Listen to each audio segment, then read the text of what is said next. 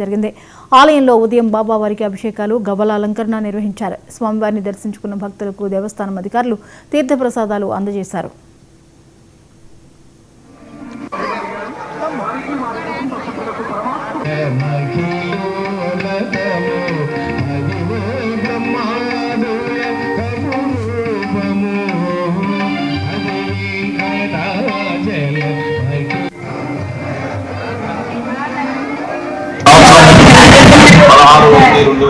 కనుమ పండుగ నాడు 36వ తెప్పోత్సవం బాబా గారి ఆశీస్సులతో నిజంగా జరిగింది.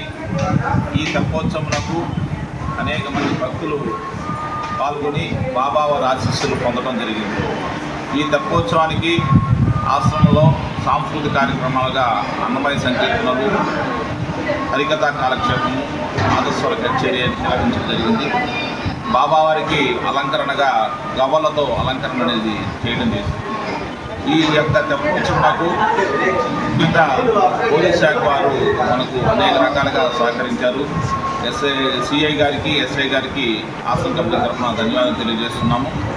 ఈ కరెంట్ డిపార్ట్మెంట్ ఏడీ గారికి, ఏఈ గారికి, మున్సిపల్ శాఖ వాళ్ళకి, తర్వాత ఇతర ప్రభుత్వ సిబ్బందికి, ఇరిగేషన్ వాళ్ళకి అందరూ కూడా ఈ యొక్క తెప్పోత్సవానికి సహకరించిన వాళ్ళందరూ కూడా ఆశ్రమ కమిటీ తరఫున ధన్యవాదాలు తెలియజేస్తున్నాం.